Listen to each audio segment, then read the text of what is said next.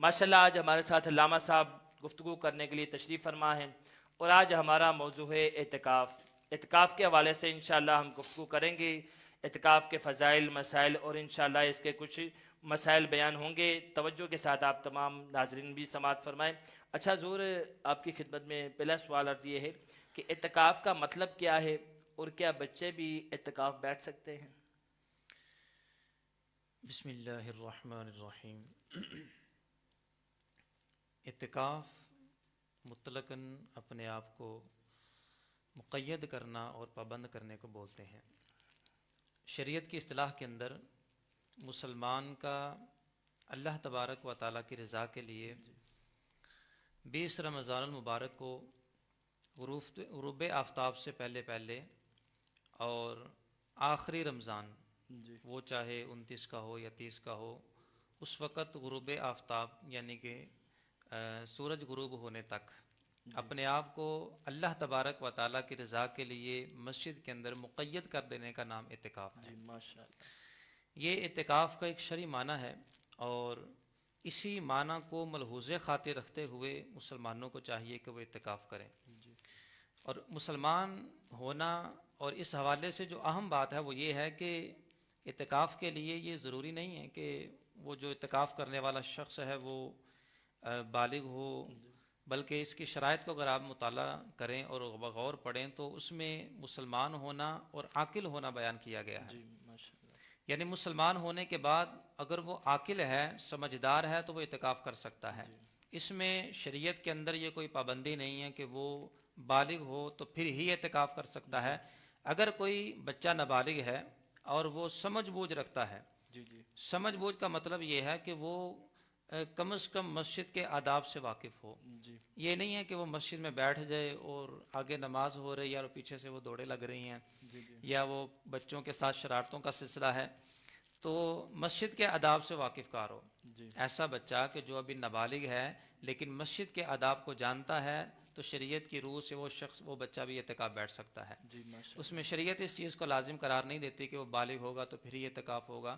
جی اگرچہ بالغ ہونے کی وجہ سے بعض احکامات ثابت ہوتے ہیں، اس کے متعلق ہوتے ہیں، لیکن وہ بچہ بھی کہ جو نابالغ ہے لیکن جی سمجھدار ہے، اللہ کی رضا کے لیے اگر وہ اعتکاف کرتا ہے تو وہ بھی انہی ثوابات کا مستحق ہے جو احادیث میں اعتکاف کرنے والے کے لیے بیان کیے گئے ہیں۔ جی ماشاءاللہ ماشاءاللہ۔ جیسا کہ اس حوالے سے سرکار صلی اللہ تعالیٰ علیہ وسلم کی حدیث شریف کا مفہوم ہے کہ اللہ تبارک و تعالیٰ کی رضا کے لیے جس شخص نے ماہ رمضان کے آخری 10 دن کا اعتکاف کیا تو گویا اس نے ایسا ہی ہے جیسا کہ 2 حج اور 2 عمرے ادا کیے۔ سبحان اللہ، ماشاءاللہ ماشاءاللہ۔ بہت خوبصورت انداز میں علامہ صاحب نے اعتکاف کے بارے میں بیان فرمایا کہ نابالغ بچہ اگر عقل مند ہو، شعور رکھتا ہو، تو وہ بھی اعتکاف میں بیٹھ سکتا ہے۔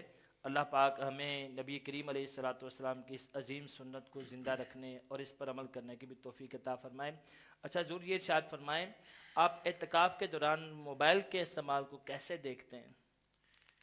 اعتکاف کے دوران موبائل کے استعمال کو تو بڑی ترچھی نگاہ سے دیکھتے ہیں۔ جی اصل میں ہونا یہ چاہیے کہ اعتکاف کے دوران موبائل کا سلسلہ ہی نہیں ہونا چاہیے۔ اچھا۔ جس بندے کو بھی موبائل کے استعمال کی عادت ہے جی جی وہ لازمی طور پر وہ چیزیں ضرور سرچ کرے گا کہ جو عام روٹین کے اندر کرتا ہے۔ جی وہ جو اعتکاف کا اصل مقصد ہے وہ بالکل ہی فوت ہو جائے گا۔ جی جی بلکہ اس حوالے سے جو مساجد کے منتظمین ہیں ان کے لیے یہ مشورہ ہے کہ وہ کسی بھی معتکف کو اس وقت تک اعتکاف میں بیٹھنے کی اجازت نہ دیں جب تک موبائل کے حوالے سے کلیئر نہ کروا لیں جی کہ آپ مسجد کے اندر موبائل استعمال نہیں کریں گے۔ جی جی بعض مساجد کے اندر اس طرح کا سلسلہ ہوتا ہے کہ اس میں پہلے ایک شرائط فارم ہوتا ہے، اگر وہ اعتکاف بیٹھنے والا ان شرائط فارم کے مطابق اترتا ہے تو پھر اس کو اجازت دی جاتی ہے۔ تو ان شرائط کے اندر یہ شرط لازمی طور پہ آج کے دور میں رکھنی چاہیے کہ بھائی موبائل استعمال نہیں کرنا، موبائل مسجد میں لے کے ہی نہیں آنا۔ جی جی اس مسجد میں وہی شخص اور وہی طالب علم یا وہی بچہ اعتکاف بیٹھ سکتا ہے جس کے پاس موبائل نہیں ہوگا، جی جی کیونکہ موبائل کی وجہ سے اس میں بہت ساری اس کی نحوستیں کہہ لیں یا اس کے سائیڈ ایفیکٹ کہہ لیں۔ جو بندہ موبائل استعمال کرنے کا عادی ہے وہ رات کو لیٹ سے سوتا ہے، جب رات کو لیٹ سے سوئے گا تو پھر صبح کو تاخیر سے اٹھے گا، تہجد بھی اس کی جاتی رہے گی، جی جی سحر بھی بعض اوقات جو ہے نا وہ فوت ہو جائے گی، کھانے سے جو ہے نا وہ قاصر ہو جائے گا، جی اور بھی عبادات سے بندہ اپنے آپ کو جو ہے نا وہ دور رکھ سکے گا اس انداز کے اندر. تو اس لیے اعتکاف کی حالت کے اندر میرا تو مشورہ سب کے لیے یہی ہے کہ بالکل استعمال نہ کریں موبائل کو, اور اس حوالے سے اپنے آپ کو پابند کریں کہ اعتکاف کے اندر انشاءاللہ ہم موبائل استعمال نہیں کریں گے.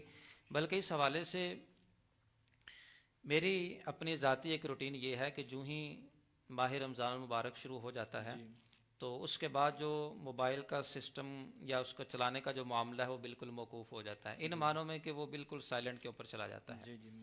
یعنی صرف کال کی حد تک معاملہ ہوتا ہے, اور زیادہ سرچ کرنا اور آگے پیچھے کے معاملہ, سوشل میڈیا کی اٹیچمنٹ جو ہے نا یہ انسان کو اللہ تبارک و تعالیٰ کی عبادت سے دور کرتی ہے. اور بالخصوص یہ جو حفاظ ہیں ان کے لیے تو میں سمجھتا ہوں کہ یہ زہر قاتل ہے, اس لیے کہ وہ جتنا موبائل کو ٹائم دیں گے اتنا قرآن سے دور رہیں گے, جتنا قرآن کو ٹائم دیں گے اتنا موبائل سے دور رہیں گے.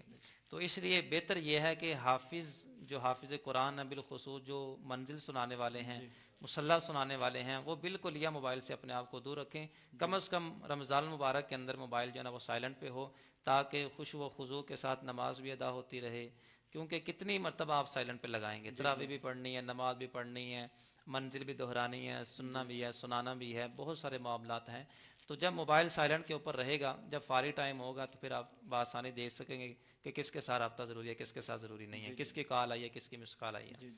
تو اس حوالے سے عام روٹین میں جو نا وہ رمضان کے اندر ہر بندہ کوشش کرے کہ کم از کم موبائل کو سائلنٹ پہ رکھے. اور پھر یہ ہے کہ اعتکاف کی حالت کے اندر بالخصوص جو ہے نا وہ موبائل کا جو سلسلہ ہے یہ بالکل یہ بند ہونا چاہیے. بالکل قطعاً اس چیز کی اجازت نہیں ہونی چاہیے کہ بندہ معتکف ہو, بیٹھا اللہ کو راضی کرنے کے لیے ہو, بیٹھا مسجد میں اللہ تبارک و تعالیٰ کی عبادت کے لیے ہو, روحانیت کے حصول کے لیے ہو اور تقوی کے حصول کے لیے ہو, لیکن اس کا جو تعلق ہے وہ دنیا کے ساتھ ہو اور سوشل میڈیا کے ساتھ ہو. تو بہرحال اس حوالے سے گریز کرنا چاہیے موبائل سے.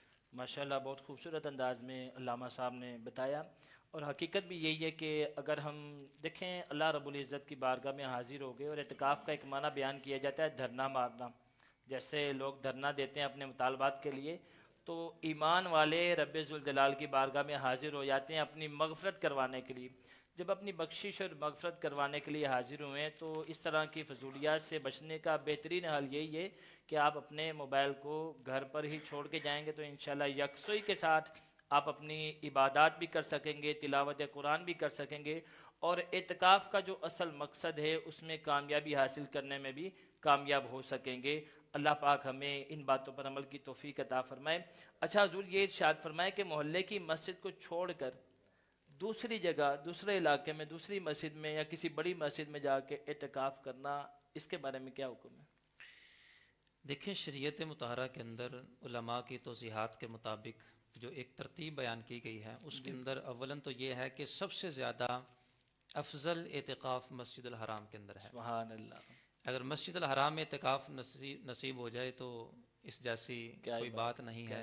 بلکہ آج ہی میں ایک حدیث شریف کا مطالعہ کر رہا تھا تو اس میں جس نے مسجد حرام کے اندر اللہ تبارک و تعالیٰ کی رضا کے لیے ماہ رمضان کو گزارا تو گویا کہ ایسا ہے جیسا کہ اس بندے نے بقیہ جگہوں کے اوپر 1,00,000 ماہ رمضان گزارا. اللہ اکبر. سبحان یعنی اللہ. مسجد حرام میں ایک بندہ رمضان گزار لے تقوی کے ساتھ, اس کے تقاضوں کے مطابق, روزے کے ساتھ, قیام کے ساتھ, تو بقیہ دنیا کے مقامات کے اوپر اگر وہ 1,00,000 رمضان گزارے گا تو اس کا ایک رمضان گزارا جو اس کے برابر ہو جائے گا. سبحان اللہ. کیا تو بات. سب سے پہلا جو مقام اور مرتبہ ہے وہ مسجد الحرام کا ہے, اور مسجد حرام کے بعد جو مرتبہ ہے وہ مسجد نبوی شریف کا ہے.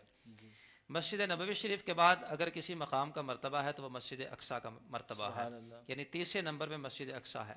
اور مسجد اقصیٰ کے بعد پھر مرتبہ اس مسجد کا آتا ہے کہ جس میں تعداد بہت زیادہ ہو, تعداد اس میں کثیر ہو, وہاں پہ لوگ زیادہ رش کے اندر موجود ہوں, تو وہاں پہ اعتکاف کرنے کو افضل قرار دیا گیا ہے.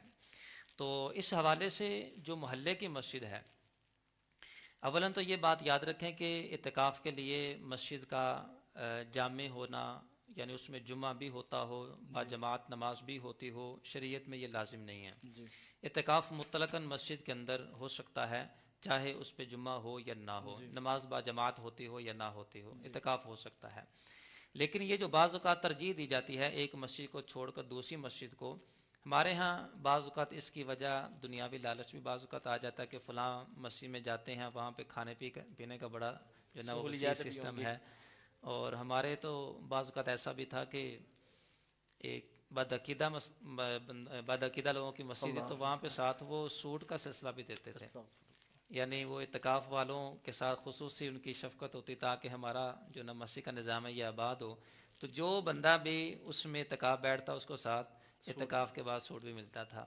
تو وہ کئی نوجوان اس طرح کے تھے کہ جو صرف اس لالچ کے اندر کہ وہاں پہ یہ سہولیات ہیں اور یہ چیز ملتی ہے وہ محلے کی مسجد کو چھوڑ کر اس جگہ جایا کرتے تھے. تو یہ نیت مذموم ہے, یہ قابل مذمت ہے. ہاں اگر اس لیے محلے کی مسجد کو چھوڑا ہے کہ دوسری جو مسجد ہے وہ جامعہ مسجد ہے اور وہاں پہ تعداد زیادہ ہے, یا یہ ہے مقصد کہ فلاں جگہ پہ ایک مرکزی سسٹم ہے اور وہاں پہ دین کے سیکھنے سکھانے کا سلسلہ ہے, وہاں پہ ساتھ جو ہے نا وہ تربیت کا سلسلہ ہے, شب و روز عبادات کے طریقہ کار سکھانے کا سلسلہ ہے. تو اگر کوئی دینی فائدہ ملحوظ خاطر ہے اور دینی فائدے کے پیش نظر یا حصول علم دین کے پیش نظر, عبادات کی کثرت کے پیش نظر اگر کوئی شخص محلے کی مسجد چھوڑ کے کسی دوسری مرکزی مسجد کے اندر جاتا ہے تو پھر اس کا یہ فعل بالکل درست ہے, اس میں کسی قسم کی کوئی قباحت نہیں ہے. باقی کسی دنیاوی غرض کی وجہ سے محلے کی مسجد کو نہیں چھوڑنا چاہیے. جی ماشاءاللہ ماشاءاللہ. اچھا یہاں میں دعوت بھی دیتا چلوں. الحمدللہ رب العالمین دعوت اسلامی کے زیر انتظام دنیا بھر میں اور بالخصوص پاکستان میں بڑے بڑے مدنی مراکز فیضان مدینہ میں 10 دن کا سنت و برا اعتکاف کیا جاتا ہے. تو جو پاکستان میں موجود ہیں ان سے گزارش ہے کہ دعوت اسلامی کے تربیتی اعتکاف میں ضرور شرکت فرمائیں. ایک مرتبہ آپ اعتکاف کریں گے تو انشاءاللہ عز و جل آپ کو وہ کچھ سیکھنے کو ملے گا کہ جو آپ نے پوری زندگی میں شاید نہ سیکھا ہو. تو آپ سے گزارش ہے الحمدللہ دعوت اسلامی اور ہمارے اہل سنت کے بڑے بڑے جو مراکز ہیں, جو صحیح العقیدہ اہل سنت کے مراکز ہیں, وہاں بھی یہ تربیت اعتکاف کا سلسلہ جاری ہوتا ہے. تو کوشش فرما کر تربیت اعتکاف جہاں دینی تربیت کی جا رہی ہو وہاں اعتکاف فرمائے. اللہ پاک عمل کی توفیق عطا فرمائے. اچھا حضور یہ ارشاد فرمائے 3 دن کا اعتکاف کرنے والے کو کیا 10 دن اعتکاف کرنے والے کے برابر ثواب ملے گا؟ دیکھیں شریعت مطہرہ کی روح سے اعتکاف کی 3 صورتیں بنتی ہیں. ایک ہوتا ہے اعتکاف واجب, جس طرح کہ اگر کسی شخص نے منت مانی ہو اعتکاف کرنے کی, وہ جتنے دن کی منت مانے گا وہ 3 دن کی مانے, 10 دن کی مانے یا جتنے کی مانے مہینے کی, اس اعتبار سے اتنا اعتکاف کرنا اس بندے کے اوپر لازم ہوتا ہے. دوسرا اعتکاف آ جاتا ہے اعتکاف سنت. اعتکاف سنت کے اندر یہ جو ماہ رمضان کے آخری 10 دن کا اعتکاف ہے یہ اعتکاف سنت ہے. سنت سے مراد یہ سنت موقدہ کا درجہ اس کے اندر, اور سنت موقدہ بھی علی الکفایہ ہے, یعنی کہ علاقے کے کسی ایک بندے نے بھی اعتکاف کر لیا تو سب بری و ذمہ ہو جائیں گے. تیسرا اعتکاف آ جاتا ہے اعتکاف نفل. اعتکاف نفل کے اندر کوئی حد بندی نہیں ہے, 3 دن کا بھی اعتکاف ہو سکتا ہے, اس سے کم و بیش کا بھی اعتکاف ہو سکتا ہے. تو یہ جو اعتکاف کے حوالے سے فضائل کا سلسلہ ہے یہ اس اعتکاف کے لیے ہے کہ جو سنت موقدہ علی الکفایہ اعتکاف ہے. یعنی ماہ رمضان کے آخری 10 دنوں کا جو اعتکاف ہے جو سنت موقدہ ہے, اس اعتکاف کو اگر کوئی اللہ تبارک و تعالیٰ کی رضا کی نیت کے ساتھ کرتا ہے تو وہ ثواب اور وہ فضائل کے جو سرکار صلی اللہ علیہ وسلم نے بیان فرمائے ہیں کہ اس کو 2 حج اور 2 عمرے کا ثواب عطا کیا جائے گا, یہ اسی شخص کے حق میں ثابت ہوا کہ جو سنت اعتکاف بجا لاتا ہے. باقی جو نفل اعتکاف ہے 3 دن کا ہو یا کم و بیش ہو, وہ جتنا انسان اعتکاف کرے گا اس حساب سے وہ ثواب کا مستحق بنے گا. اس کے لیے وہ فضائل اور وہ ثوابات نہیں ہیں کہ جو سنت اعتکاف کے لیے بیان کیے گئے ہیں. باقی یہ سعادت کی بات ہے, بندے کو 3 دن کا اعتکاف میسر ہو, 2 دن کا ہو, 5 دن کا ہو, بندے کو کچھ نہ کچھ وقت اپنے آپ کو اللہ کی عبادت کے لیے وقف ضرور کرنا چاہیے. ماشاءاللہ. ویسے بھی ماشاءاللہ جب بھی مسجد میں داخل ہوں تو یہ جو نفلی اعتکاف ہے اس کی نیت ہمیں کر لینی چاہیے. امیر اہل سنت اس کی ترغیب دلاتے رہتے ہیں کہ نویت السنت اعتکاف, کہ میں نے نفلی اعتکاف کی نیت کی. تو جب نفلی اعتکاف کریں گے مسجد میں جائیں گے تو اس کا فائدہ یہ ہوگا کہ دیگر عبادات کے ساتھ آپ کو نفلی اعتکاف کے ثواب کا جو اس کا بھی ثواب ملتا رہے گا. انشاءاللہ ہم نیت کرتے ہیں کہ جب بھی مسجد میں داخل ہوں گے تو اعتکاف کی نیت بھی کر لیا کریں گے. مفتی صاحب سے ایک سوال کرنا چاہتا ہوں کہ اگر کوئی بندہ 10 دن کا اعتکاف کر رہا ہے تو 2 دن یا 4 دن یا 10 مطلب کہ اسی دوران وہ بندہ بیمار ہو جاتا ہے، تو اتنی حالت اس کی خراب ہو جاتی ہے کہ اس کو گھر لے جانا پڑتا ہے. تو اس جو دن باقی بچتے ہیں وہاں پہ وہ کچھ کفارہ اس کا ہوگا یا کیا، مطلب کہ اس کے حوالے سے کچھ رہنمائی مل جائے. ماشاءاللہ. اعتکاف کے اندر اگر کوئی شخص اعتکاف بیٹھا ہے، اس نے 5 دن کا اعتکاف کیا، اس کی طبیعت خراب ہو گئی جس کی وجہ سے اس کو مسجد سے باہر جانا پڑا. اب ظاہر سی بات ہے کہ کوئی شخص عذر کی بنا پہ مسجد سے باہر نکلے یا بلا عذر نکلے تو پھر ایسی صورت کے اندر اس کا جو اعتکاف ہے وہ ٹوٹ جاتا ہے. صرف 2 عذر اس حوالے سے شریعت میں بیان کیے گئے ہیں، ان 2 کے علاوہ اگر کوئی شخص مسجد سے باہر نکلتا ہے تو پھر اس کا اعتکاف ٹوٹ جاتا ہے. بیماری کی وجہ سے، جس طرح آپ نے ایک صورت مخصوص بیان کی ہے، تو اس میں جو شریعت کی طرف سے حکم بیان کیا گیا وہ یہ ہے کہ اگر کسی آدمی نے 5 دن کا اعتکاف کیا، اعتکاف کرنے کے بعد اس کی طبیعت خراب ہوگی، اس کے بعد اس کو گھر لے جایا گیا، ہاسپٹل لے جایا گیا، اب اس کا جو اعتکاف ہوگا وہ ٹوٹ جائے گا. جی. اب جب اعتکاف ٹوٹے گا تو اب سوال یہ ہے کہ وہ جو بقیہ دن ہیں وہ کس انداز میں گزارے گا، جو قضا کرے گا وہ کتنے دنوں کی کرے گا. تو اس میں حکم شرع یہ ہے کہ وہ جتنے دن اس نے اعتکاف توڑا ہے صرف اتنے دن کی قضا ہے. یعنی ایسا نہیں ہو سکتا کہ ہم اس کو بولیں کہ نہیں نیکسٹ ٹائم تم نے پھر دوبارہ 10 دن کی قضا کرنی ہے. 5 دن تو وہ سنت کے مطابق ادا کر چکا ہے. اب بقیہ جو 5 دن رہ گئے ہیں، اگر وہ 5 دن مسجد سے باہر ہی گزارتا ہے، اس کی طبیعت اسی طرح ناساز رہتی ہے، تو اس کو صرف 5 دن کی قضا کرنی پڑے گی. یا وہ اس انداز میں کہ وہ اس کی طبیعت خراب ہوئی، وہ میڈیسن لینے کے لیے باہر چلا گیا، اس نے دوائی استعمال کی، 1 دن کے اندر وہ ٹھیک ہو گیا اور ٹھیک ہونے کے بعد دوبارہ وہ مسجد میں داخل ہو جاتا ہے، تو پھر ایسی صورت کے اندر اس کو صرف 1 دن کے اعتکاف کی قضا کرنی پڑے گی. مکمل 10 دن کی یا 5 دن کی قضا کرنے کی ضرورت نہیں ہے اس کو. جی ماشاءاللہ. اچھا ضرور یہ ارشاد فرمائیں کہ عورت کو مسجد میں اعتکاف کرنا کیسا، اس کے بارے میں ارشاد فرمائیں. شریعت مطہرہ کے اندر عورت کا مسجد میں اعتکاف کرنا یہ مکروہ ہے. اس میں بعض اوقات سننے کو ملتا ہے کہ بعض مساجد کے اندر عورتیں بھی اعتکاف کرتی ہیں. بالخصوص ہمارے اہل سنت کے ہاں تو اس طرح کا سلسلہ نہیں ہے، لیکن بعض جگہوں پہ سننے کو ملتا ہے کہ عورتیں بھی مسجد کے اندر اعتکاف میں بیٹھی ہوئی ہیں. تو اس حوالے سے جو علماء نے شریعت مطہرہ کی روشنی میں حکم بیان کیا وہ یہی ہے کہ یہ جو فعل ہے یہ مکروہ ہے. عورتوں کے لیے جو اعتکاف کی جگہ ہے وہ مسجد نہیں ہے. عورتوں کے لیے اعتکاف کی جگہ مسجد بیت، یعنی وہ گھر کا حصہ کہ جو انہوں نے نماز اور عبادت کے لیے مخصوص کر رکھا ہے. اب وہ جو نماز اور عبادت کے لیے حصہ مخصوص کر رکھا ہے وہ ایک مکمل کمرہ بھی ہو سکتا ہے یا اس کا مخصوص حصہ بھی ہو سکتا ہے کہ جس کو پردے کے ساتھ لپیٹ دیا جائے یا مخصوص ایک اونچا حصہ بنا دیا جائے تو اس کو مسجد بیت کہا جاتا ہے. تو عورتوں کے لیے جو اعتکاف کی جگہ ہے وہ مسجد بیت ہے، مسجد نہیں ہے. یہ جو مسجد ہے جہاں پہ مرد حضرات اعتکاف کرتے ہیں یہ مردوں کے اعتکاف کے بیٹھنے کی جگہ ہے. عورتوں کے لیے اگرچہ سیپریٹ نظام بنا بھی دیا جائے پھر بھی ان کا اس حالت میں یعنی مسجد میں اعتکاف کرنا جو نا مکروہ ہوگا. اب اس میں کراہت کی جو اصل وجہ ہے، ابتدائی اسلام کے اندر تو ایسا ہوتا تھا کہ خواتین مسجد کے اندر نمازوں کا بھی اہتمام کرتی تھیں اور بھی ساری عبادت کا سلسلہ ہوتا تھا. لیکن جوں دور کے اندر تبدیلی پیدا ہوئی، فتنہ و فساد کا سلسلہ شروع ہوا، تو پھر حضرت عمر فاروق رضی اللہ تعالی عنہ کے دور کے اندر خصوصیت کے ساتھ عورتوں کو مسجد سے آنے سے روک دیا گیا اور سختی کے ساتھ روک دیا گیا. اور وہ دور کہ جس کو سرکار صلی اللہ علیہ وسلم نے ایک بہترین دور ارشاد فرمایا ہے، ہمارا دور تو پھر فتنوں سے بھرپور دور ہے. تو ہمارے دور کے اندر تو چاہے مسجد میں آنے جانے کا سلسلہ ہے، چاہے بازار میں آنے جانے کا سلسلہ ہے، شادی بیاہ پہ آنے جانے کا سلسلہ ہے، فتنوں سے بھرپور ہے. اس لیے عورت کو مسجد میں اعتکاف بٹھانا گویا کہ ایک فتنے کی دعوت دینا ہے. اور بعض اوقات جو لوگ اس حوالے سے اس طرح کا کام کرتے ہیں تو اس میں بعض اوقات بڑی عجیب و غریب خبریں بھی سننے کو ملتی ہیں. اس لیے احتیاط شریعت کے اوپر عمل کرنے کے اندر ہی ہے. عورتیں گھر کے اندر ہی اعتکاف کریں اور جو مرد حضرات ہیں وہ صرف مسجد کے اندر اعتکاف کو لازم قرار دیں. جی ماشاءاللہ. اللہ پاک ہمیں عمل کی توفیق عطا فرمائیں. اچھا ضرور یہ ارشاد فرمائیں کیا عورت مسجد بیت میں اعتکاف کرتی ہے تو تھکاوٹ کی وجہ سے چہل قدمی کرنے کی اسے اجازت ہے کہ اپنی مسجد بیت سے باہر نکل کر چہل قدمی کر سکے، تھکاوٹ دور کر سکے؟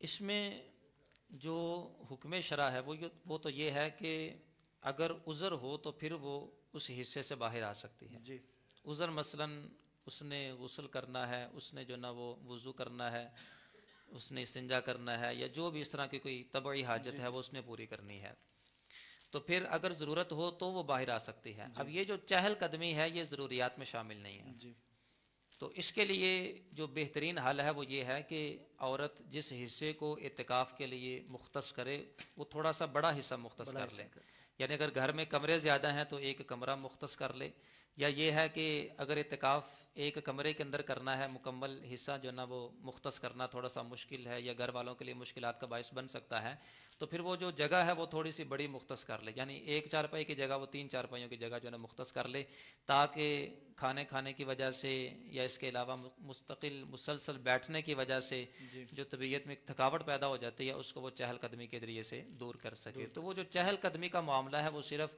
اس کے وہ جو مسجد بیت یا جو اعتکاف کی جگہ ہے اس کے اندر کی حد تک محدود ہے. جی جی اس کو اس چیز کی اجازت نہیں ہے کہ وہ محض چہل قدمی کی وجہ سے جو ہے نا وہ گھر کے دوسرے کونے کے اندر یا حصے کے اندر جو ہے نا وہ چلی جائے.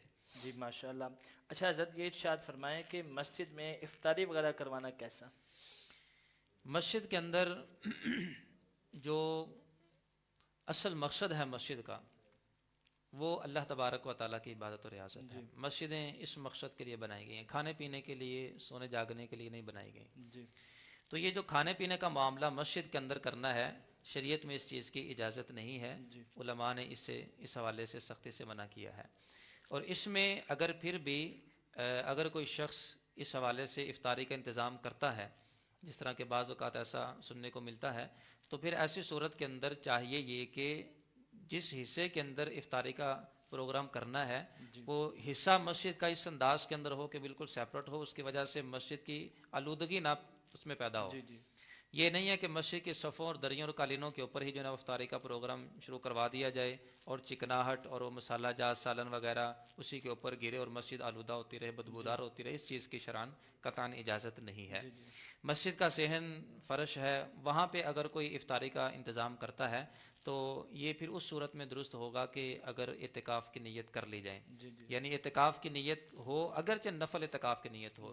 جو معتکف نہیں ہے وہ بھی جب مسجد کے اندر کھانا کھائے گا تو اس کے لیے حکم یہ ہے کہ پہلے وہ مسجد میں داخل ہو, کچھ نہ کچھ ذکر و اذکار کرے, اور اس کے بعد پھر جناب وہ اعتکاف کی نیت کر کے اس کے اندر کھانے پینے کا معاملہ کر سکتا ہے.